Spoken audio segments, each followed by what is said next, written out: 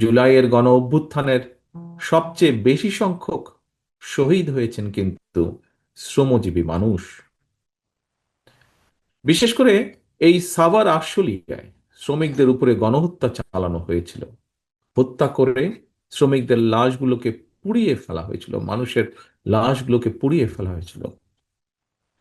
লাশের সঙ্গে এমন বর্বরতা, লাশের সঙ্গে এমন নির্মমতা, মনে হয় কারবালার যে নৃশংসতা তাকেও বোধহয় হার মানিয়েছে। 5ই আগস্টে ফ্যাসিস্টের পলায়নের দিন সাভার আশুলিয়ার শ্রমিকদের উপরে গণহত্যা চলেছিল, মানুষের উপরে গণহত্যা চলেছিল। সরকারি চাকরিতে কোটা সংস্কারের দাবিতে গত বছর জুলাইয়ে যে আন্দোলন শুরু হয়েছিল, সেই আন্দোলনে কিন্তু শ্রমজীবী মানুষের সরাসরি কোনো স্বার্থ হয়তোবা জড়িত ছিল না। কারণ তারা কোনো সরকারি চাকরির আশা করেননি। তাহলে প্রশ্ন আসে, পোশাক কারখানার শ্রমিক, রিক্সা চালক, দিনমজুর, ভ্যান চালক, অটোরিকশা চালক, ট্রাক চালক, হেল্পার, সহকারী, দোকান কিংবা রেস্তোরাঁ কর্মী, অথবা বিভিন্ন বয়সের নারী পুরুষ, সকল শ্রেণীর মানুষ কেন সেদিন রাজপথে নেমে এসেছিলেন? একজন রাজনীতিবিদ হিসাবে, একজন রাজনৈতিক কর্মী হিসাবে আমি একটি কারণ খুঁজে পাই। এর কারণ একটাই, দেশের সকল শ্রেণী পেশার মানুষ, দেশপ্রেমিক গণতান্ত্রিকামী জনগণ বিশ্বাস করেছে রাষ্ট্র ক্ষমতায় ক্ষমতালোভী যে ফ্যাসিস্ট যে পালিয়ে গিয়েছে, তারা যদি রাষ্ট্র ক্ষমতায় থাকে, রাষ্ট্র ক্ষমতায় তারা থাকলে কৃষক, শ্রমিক, ছাত্র, জনতা কেউ তাদের গণতান্ত্রিক রাজনৈতিক অধিকার ফেরত পাবে না। দেশপ্রেমিক গণতান্ত্রিকামী জনগণ বিশ্বাস করেছিল সেদিন যে ক্ষমতালোভী ফ্যাসিস্ট রাষ্ট্র ক্ষমতা কুক্ষিগত করে রাখতে সক্ষম হলে দেশের সার্বভৌমত্ব ভুলুণ্ঠিত হবে। এবং এ কারণেই ফ্যাসিস্টদের সেই স্বৈরাচারের শাসনের বিরুদ্ধে দেশপ্রেমিক শ্রমজীবী কর্মজীবী মানুষ নির্দ্বিধায় শহীদী মৃত্যুকে সাহসের সঙ্গে সেদিন আলিঙ্গন করেছিলেন। সুতরাং সম্মানের সঙ্গে আমাদের স্মরণ করা দরকার, স্মরণ রাখা দরকার, স্রেফ একটি সরকারি চাকরি পাওয়ার আশায় শ্রমজীবী কর্মজীবী মানুষ রাজপথে জীবন উৎসর্গ করেননি সেদিন। এই জনগণ একটি ইনসাফ ভিত্তিক গণতান্ত্রিক মানবিক রাষ্ট্র প্রতিষ্ঠার স্বপ্ন নিয়ে, আকাঙ্ক্ষা নিয়ে রাজপথে নেমে এসেছিলেন। ফ্যাসিবাদ হটিয়ে রাষ্ট্র রাজনীতিতে জনগণের আইনের অধিকার, জনগণের অধিকার প্রতিষ্ঠার আশায়, নিজেদের অধিকার প্রতিষ্ঠার আশায় আত্মত্যাগ করেছিলেন। আজ যদি শ্রমজীবী কর্মজীবী মানুষেরা জানতে চায়, সেই শহীদের আত্মা যদি জানতে চায়, গণ অভ্যুত্থানে সবচেয়ে বেশি সংখ্যক শ্রমজীবী মানুষ শাহাদাত বরণ করেছে, কিন্তু বর্তমানে বর্তমান সরকার এবং প্রশাসনে শ্রমজীবী কর্মজীবী মানুষের অবস্থান কি? পলাতক ফ্যাসিস্ট মুক্ত বাংলাদেশে বর্তমানে রাষ্ট্র সংস্কারের যে কর্মযজ্ঞ চলছে, সেখানেই বা তাদের প্রতিনিধিত্ব কোথায়? প্রতিটি নাগরিক যাতে নিজের কথাটি নিজে বলতে পারেন, নিজের ভোট নিজে দিতে পারেন, নিজের রাজনৈতিক অধিকার প্রয়োগ করে সরকার গঠন কিংবা সরকার পরিবর্তন ঘটাতে পারেন। জনগণের রাজনৈতিক ক্ষমতায়নের এই রাজনীতিটি বিএনপি বাংলাদেশে প্রতিষ্ঠা করতে চায়।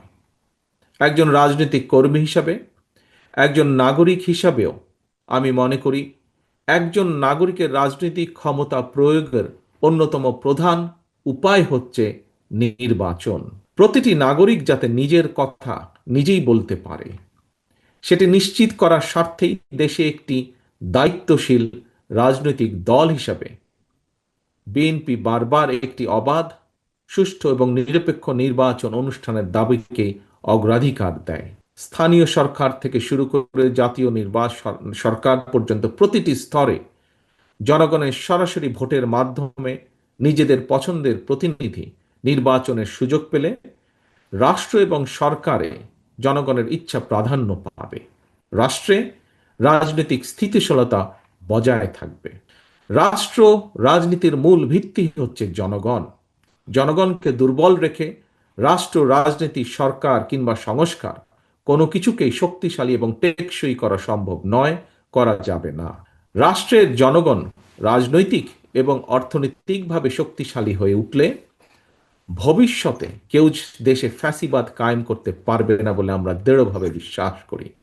আর দেশকে কেউ তাবেদার রাষ্ট্রেও পরিণত করতে সক্ষম হবে না। তাহলে জনগণ রাষ্ট্র এবং সরকারে নিজেদের অধিকার প্রতিষ্ঠা করার জন্যই স্বৈরাচার বা ফ্যাসিবাদকে হটিয়েছে, জীবন উৎসর্গ করেছে। সুতরাং সরকারে যখন যারাই থাকুক, কেউ সরকার পরিচালনা করতে চাইলে তাদেরকে অবশ্যই নাগরিকদের কথা শুনতে হবে। প্রতিটি নাগরিকের আশা ভাষা বুঝতে হবে। কেউ জনপ্রতিনিধি নির্বাচিত হতে হলে তাকে অবশ্যই জনগণের সঙ্গে সম্পর্ক রাখতে হবে। বিএনপি জনগণের ক্ষমতায়নের এই রাজনীতি প্রতিষ্ঠার মাধ্যমেই শহীদদের কাঙ্ক্ষিত বাংলাদেশ গড়ে তুলতে চায়। সম্মানিত উপস্থিতিবৃন্দ, ফ্যাসিবাদ হটিয়ে জনগণ রাষ্ট্র এবং সরকারে নিজেদের অধিকার নিশ্চিত করতে অন্তর্বর্তীকালীন সরকারের হাতে রাষ্ট্র পরিচালনার ভার অর্পণ করেছে। আমি অন্তর্বর্তীকালীন সরকারের প্রতি দৃষ্টি আকর্ষণ করে বলতে চাই, শত শহীদদের রক্তের বিনিময় পতিত, পলাতক, পরাজিত, বিতাড়িত ফ্যাসিবাদী অপশক্তি রাষ্ট্র রাজনীতিতে পুনর্বাসিত হওয়ার সুযোগ নিতে ওত পেতে রয়েছে। সরকারের যে কোনো ভুল সিদ্ধান্তে দেশে গণতন্ত্রের উত্তরণের যাত্রা পথকে সংকটে ফেলে দিতে পারে। দেশে ফ্যাসিবাদ, উগ্রবাদ, চরমপন্থা মাথাচাড়া দিয়ে উঠতে পারে।